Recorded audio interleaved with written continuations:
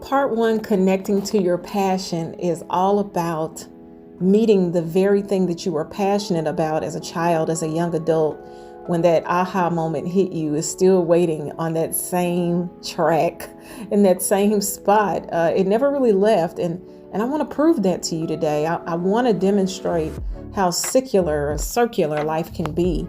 I have a track that I walk. I started walking before the pandemic. I've always been a walker ever since I was a kid, but for some reason during the pandemic, like a lot of us, I just decided to make my health a priority, and I started walking in my neighborhood. And because I decided to be consistent and persistent and make it a part of my daily life, I moved to the park. And so for the last 2 or 3 years, I've been walking in the park daily, 3 times a day, even especially when I'm out of town or I'm away from my town that I live in. I miss my trail. I miss my beautiful park. It's a softball park with a couple of softball fields, and also has some space for dogs, 2 dog parks, as well as a few walking trails. And so I want to make sure that as we get through connecting to our passion, that we're thinking of tangible things, realistic things that happen in our life every day. And so many times when we're trying to connect to God or connect to who God created us to be, we don't think about those things that happen on a regular basis, things that seem mundane or seem routine, but they're actually vital. They're consistent. They are constantly telling us you were made for more. You were put here for a purpose. And I want to connect you to that. God is saying, I want to connect you to that passion. And even though I'm going to deal a lot with my father and how he connected to his passion, I want to start out with a little story that I've experienced on my walking trail. So recently I was on my walking trail, and it was kind of chilly to start out. I had on my sweater and as well as a coat and a hat. But about halfway through, I started to sweat through and through. And that's the nature of exercise, right? You get going, and no matter how cold it is outside or how cool it is in the room that you're exercising in, the body begins to heat up. And, in this 40-plus-year-old body, it tends to do it more often now than it used to. So anyway, I got out there on that walking trail, and I was I kind of get in this cadence, this beat, and all of a sudden, I just bust out in this sweat, and I start derobing, and I took my hat off and I put it in my sweater pocket. Now, the pocket isn't that deep, so I just stuffed it in there as best I could, and I kept moving. Well, once I got towards the end of my walk, I noticed that my hat had fallen out. Well, I really didn't have time to go find it. I had to get back to work. I needed to do some other things for my family. And I kept looking over my shoulder, thinking about my hat. And I'm pretty sure I only paid a few dollars for it, but it's a pretty decent hat. I like it. But I said, you know what? It's just not worth it. I don't have the time. I don't want to be late to my next destination. So I made a conscious decision and a conscious effort just to keep on walking. And so that's what I did. And so I left my park, and a few days later, I went back on the trail. Just had a couple of minutes, decided to do my full walk, and went through it. And a couple of times got discouraged because there wasn't a lot of people in the park. So I said, maybe I'll just shorten my walk. But something inside of me kept saying, get to the finish, Shanae. Just finish the walk out. It's not that long. It's not that much more. Finish the walk. So I went up the hill, which is the last part of the walk, and you come back down and around and then head to the car. Well, I'm heading up the hill, and I noticed there's a couple on the other side coming down the hill. And I'm like, okay, good. I feel a lot, safer, because when you walk a lot and you walk alone, you like to at least know that in the walking park that there's somebody else out there. That's just common sense and safety. So when I saw them, I said, okay, yes, I'm going to finish this walk out. And I approached the hill. And when I approach the hill, I'm always very vigilant to look ahead of me and behind me and to my left and right, just to make sure everything is kosher. I notice little things like branches that have broken, or how many more leaves are on a particular tree than were the day before, especially now where spring is budding and there's this anticipation in all the trees to give life, to demonstrate the life that's in there, and all we can see are the branches, but there's life in there. So I look at the little things. I look at the squirrels and I look at the wildlife, and it just helps me kind of meditate and get through my walk. And so when I was approaching the hill, I could see just a little slither of something in the path. And so I said, okay, well, that's too bright of a color or too deep, opaque of a color to be an animal. But I said, I don't know. I just don't know what that is. And the closer I got, and thank God I do have new glasses. So my progressive lenses were working for me. And the closer I got, I noticed, I said, oh, somebody must have dropped their hat. Oh, it looks like a hat. And the closer I got, I realized it was my hat. Yeah, 3 or 4 days later, after completing the walk down the same walking trail, was my hat. The same hat that I left because I dropped it somewhere along the way and I didn't remember where. And I thought about that. And so I kind of first kicked it, and then I pinched it a little with my fingers, and I noticed it didn't have any bugs in it. It looked like it hadn't been raining the last few days, so I knew it wasn't wet. I looked inside of it, make sure nothing was crawling, and I picked it up. First of all, it was just a responsible thing to do in a park that I say that I love. But second of all, it made me think about how the very place we left our passion is where it sits. Isn't that amazing? That you can have so many circular times in your life where you just get on repeat. Doesn't mean you had to repeat a grade in school. Doesn't mean you had to repeat a project at work. Doesn't mean you had to do something necessarily again, but some kind of way, that very thing that was keeping you warm, or that very thing that you thought you could just stuff in your pocket for a few minutes is waiting on you. Nobody else is going to pick it up. And, knowing how people frequent that park, I'm pretty sure people walked by it, they saw it. People don't pick up items off the street very often, on top of it being a pandemic. It's just not sanitary, even though it is a cloth. And if nobody came to clean up, nobody felt like it was their responsibility to move my head. And it's nobody's responsibility to move your passion. That's on you. And it's waiting there, and it's in the same spot you left it at. And when you tucked it away and kind of forgot about it and thought it was safe, and when you just kept walking and didn't even notice you lost it, it was still there waiting for you. And so that's what we're going to talk about, is that circular nature of life, that place where you first met God, that place where you first tapped into who you were and whose you were and how you were going to live out the purpose that was put inside of you. And so for a few minutes, I just want to talk a little bit about my dad. I love my dad. I could give examples about my dad all day.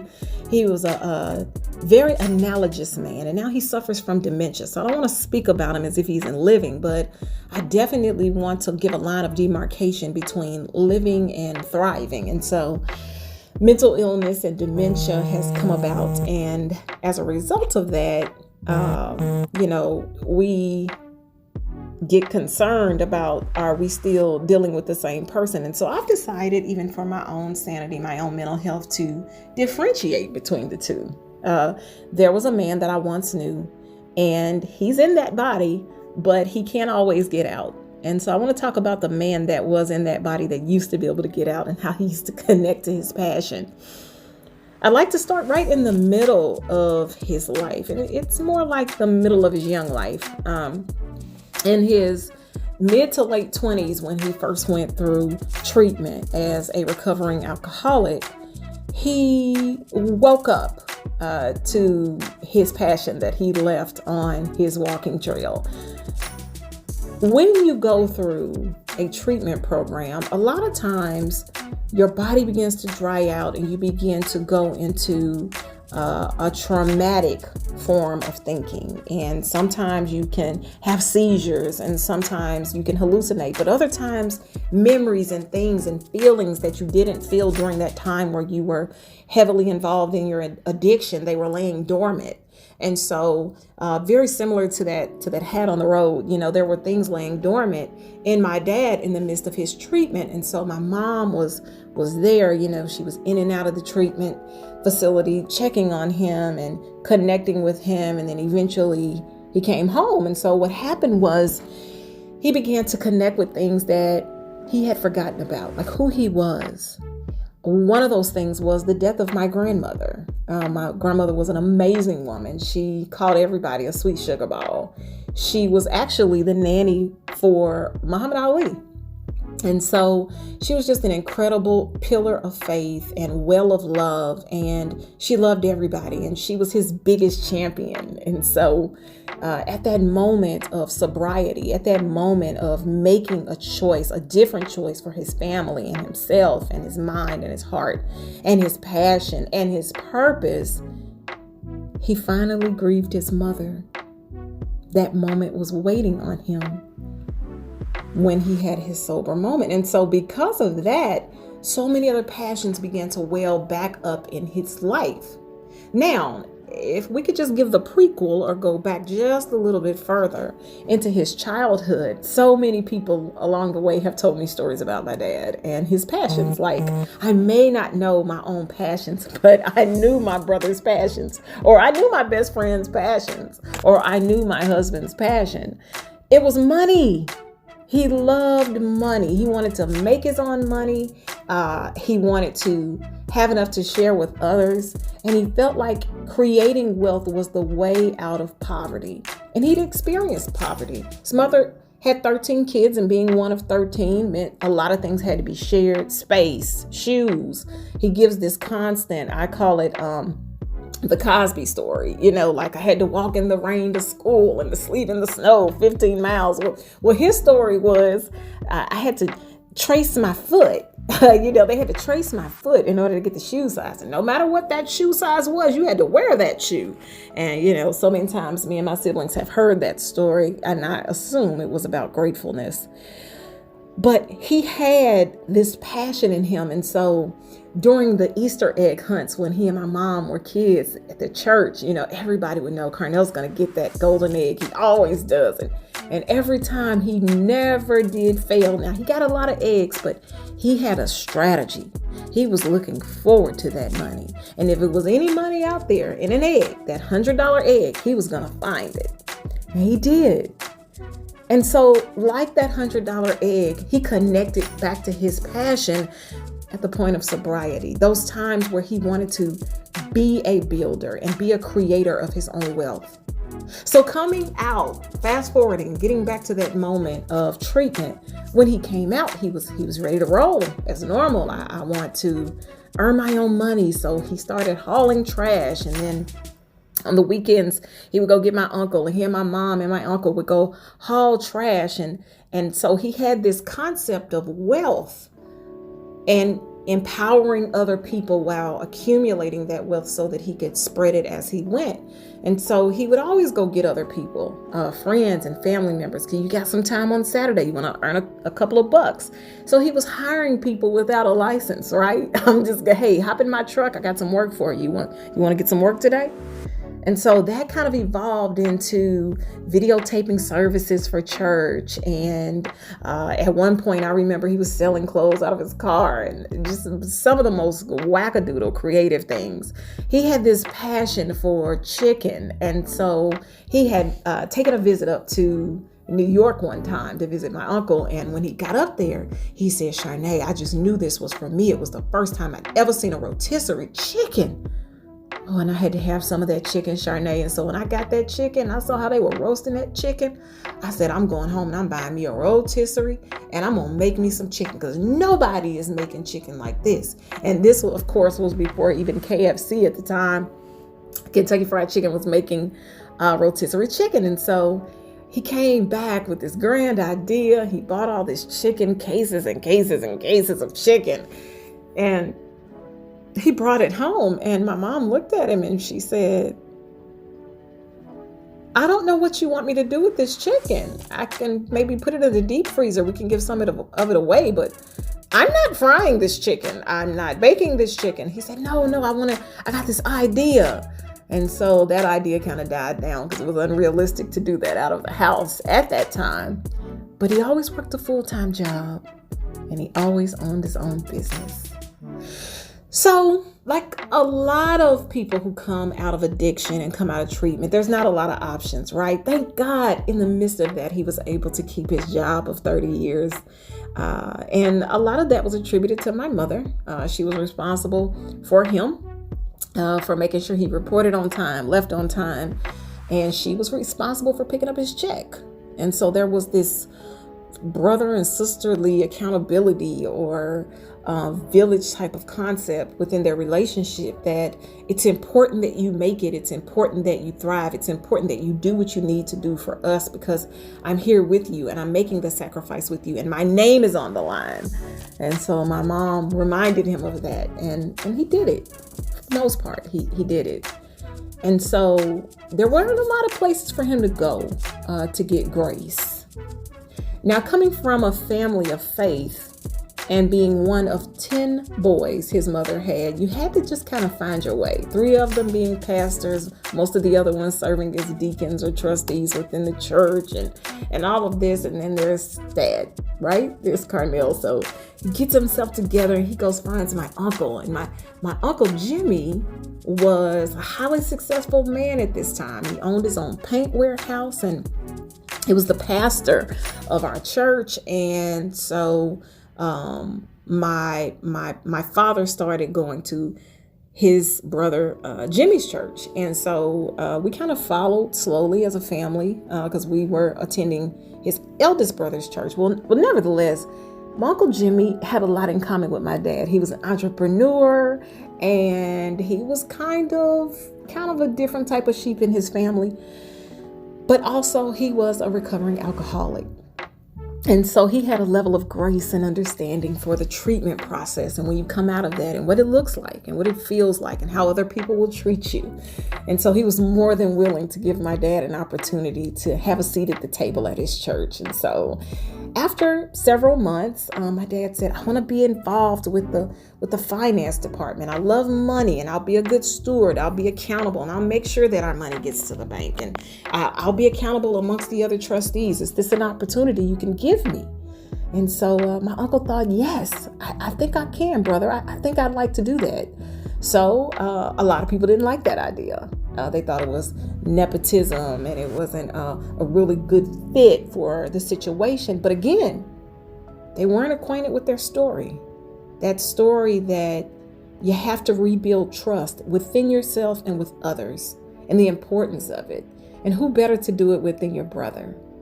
So time moved on, and he became the trustee of the church in accountability with other trustees. And there was a property attached to the church. It looked like an old body shop or an old mechanic shop.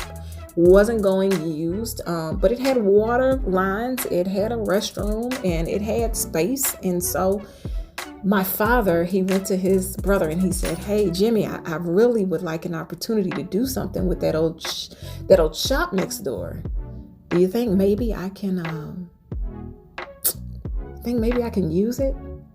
Now, let me just pause here and say God has a way of doing exceedingly and abundantly which you can think of or even imagine in your head. And I don't think at that moment that my uncle or my father realized what could really come out of that shop. And so he said, well, let me see. Let me discuss it with some church members because we own it as a church. And I don't want to make sure we do the right thing, brother. And so they did. And they came up with the cost for the week. And they also decided on how much would be tithed into the ministry. So every day, my daddy would go there and detail cars. And eventually, he started treating that shop just like he did that hauling business. I'll pick you up. I'll come get you. Will you wash a car for me? And he had developed this brand, this concept, this integrity with fidelity to clean a car. and not even leave a thread from the towel on it, that the door jambs had to be done. And when you got finished with this car, when you moved the tire so you could get the armor all the way around the other side of the tire, you had a classic hand car. That's what they called him. They called him Mr. Classic. And so because he was so heavily involved in the church and the community at that point, he was able to get other brothers out of jail on work release. And they would come, and he said, if you give a man something, then he'll have something in his hand. But if you give him something to feed himself, then he'll always have something to take with him. So it's kind of that old concept of giving someone a piece of fish versus teaching them to fish. And so he gave them a uniform, and everybody wore a uniform, and it was serious business. And these guys, they got off the van, not like the other guys who were going to their various jobs. They had a name, and they had a badge, and they had a uniform, and it was embroidered. So it was serious. And so through that came Classic Hand Car Wash. Yeah. And of course, there wasn't just inmates on work release. There were young people, teenagers who could earn good money during the summer and on the weekends. And so my uncle had a little fruit shop outside of it. And because of the traffic that was at the detail shop, there was an abundance. And out of that abundance was my father's passion. Now, you go back a little bit, a lot of people have written him off. Even family members, when my brother was born, I'll never forget, was making fun of my brother when he was born, saying, I want to see his eyes. I want to see if they're yellow, insinuating that because of the level of alcohol that my father had in his system at that particular time, that my brother would be born intoxicated. And so we took a lot of hits as a family, taking a chance, going beyond belief to conviction, trusting God, connecting with the passion and the vision that my father had. Now, it was tough. People make fun of you. Your friends come by with their parents to get their car washed, and here you are, out here working, detailing your friends' cars and their parents' cars, and working from 6 a.m. in the morning on Saturday to 8 p.m. at night. And but at the end of the night, you shared in the glory, right? You shared in the spoils. And it was there that I learned to pay my tithes. It was there that I learned that if I connected to my passion, or at least at that moment, if I could connect to my father's passion, that I could see something greater. And so my parents had a vision now, right? Because they'd overcome a few things. They'd overcome the potential job loss and save the job. They had overcome addiction in the family and maintained the family even through Al-Anon. And we all went. That was a part of the process. The family went. It was a treatment process. The entire process was about the family's treatment of Alcoholics Anonymous. And so as a result of that, he started to get some notice. His other siblings and friends and community members started noticing him and getting contracts with the car lots to wash cars and detail cars. So there's this increase. If people are interested now, right? Because if you give enough people what they want, they'll give you what you want. And so a lot of people wanted to give him things. And he got a call from one of my uncles out of town and said, listen, brother, I hear you're close to retirement and you got that thriving shop up there. I think I got a business opportunity for you. And so the Bible says that your gift will make room for you and bring you before great men or women, right? So that's exactly what happened to my dad. Now, back when he lost his way, no one wanted to connect. He lost his first marriage and subsequently was devastated by the fact that he could not be in the home with my older brother and sister. A lot of people lost trust in him. Even his company began to lose trust in him. And so all of those things had to be rebuilt, but nobody ever really thought he would be successful. So when my uncle called and he decided to invite my father down to hear about this business, my dad stopped in Nashville. And at the time I was a student at Fisk University. So he stops by and he used to inquire with me a lot. Now, just to tell you a little bit about my dad and I've always admired him. I wanted to walk like him. He held keys and he always had a briefcase and money. And to me, that's where the power was. All the men had the power. And so for me, growing up listening to Rich Dad, Poor Dad, and Dennis Kimbrough and Norman Vincent Peale and all of these people in the car, and the only other thing you listened to was jazz and Al Green. That was it. So we used to have discussions about business and having goals, and he would say nothing beats a fail but a try, and everybody's business is nobody's business, and everybody's not in recession, Chardonnay. And he would give these quotes that stuck with me, and he would always say, if you're having an issue with your business or you're having an issue, remember, it's not an employee issue, it's a leader issue. And it's not always about everything falling apart. Maybe it's your idea that's falling apart. So he stopped by the university and he said, listen, I got this opportunity. Your uncle has asked me to come to Georgia and buy into this company. And, he's in the car industry too, like us. And he's doing body work and he's getting all of these different contracts. And so I'd be in charge of the tow company. What do you think about that? And I said, well, I don't know. What does that mean for our family? What does that mean for the younger two who are still at home? They're not out of high school yet. And mom is there in the house. And I don't know. What do you think? And he said, I don't know. I just think it's too good of an opportunity to pass up. And I said, well, what do you know about it? And can you trust it? And he said, I don't know, but I think I'm going to do it. And I said, well, if you think you're going to do it, then you probably are. Well, I don't know how to feel about it, and I'm definitely not going to advise you, but go with God. So he left, and he went from Louisville to Nashville, and he left me in Nashville. He went to Georgia.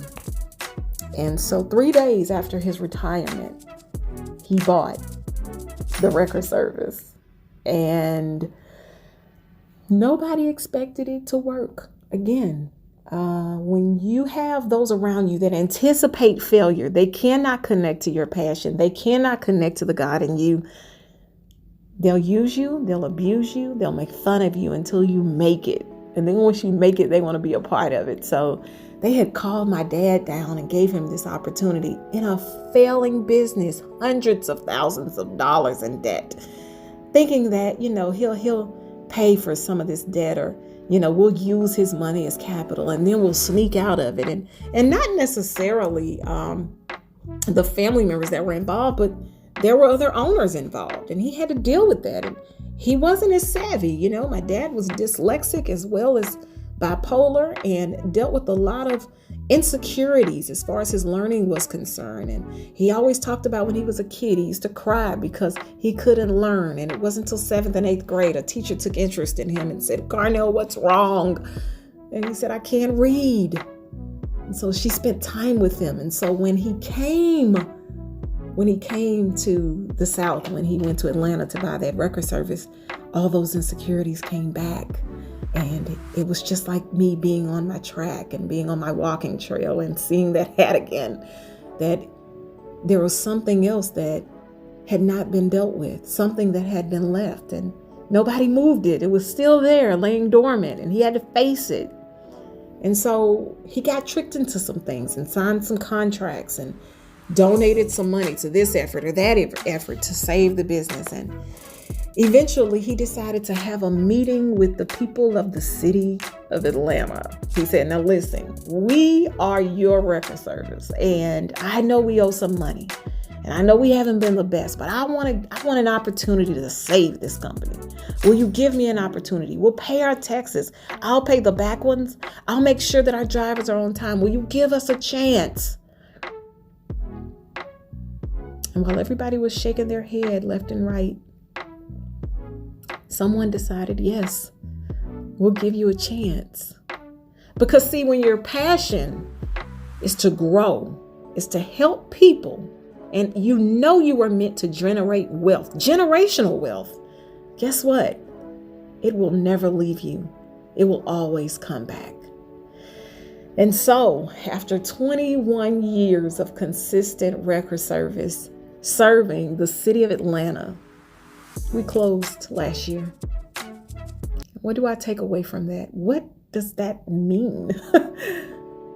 It means that after 30 years of service on a job, a factory job, and a few other small business propelling the way to a much larger business, there was another 21-year career in my father.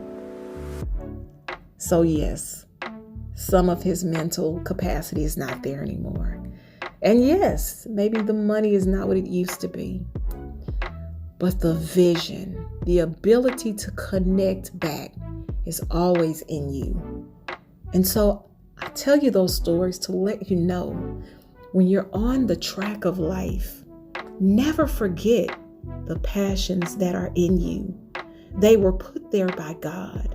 They are insulated by all the little clues and the goals and the milestones that you meet and the people that come along and their confirmation for that passion that's in you. Don't second guess that passion. Find ways to connect to it. Get back on the track. Go down a familiar street. See if something sparks. There's always an opportunity. And like I said in my own testimony, everything that I was and everything I was gonna be, I learned between elementary and 6th grade. So yeah, nothing beats a fail but a try. But I'm grateful to have even grown beyond that statement that my father used to tell me all the time. Nothing beats a fail but a try, except a commitment. Yeah, a commitment is past a try. A commitment says, I'm connecting to my passion.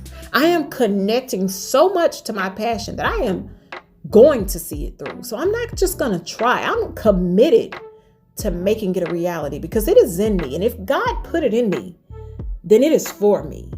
Greater is he that is in you than he who is in the world. So yeah, let's give God honor for connecting back to our passion.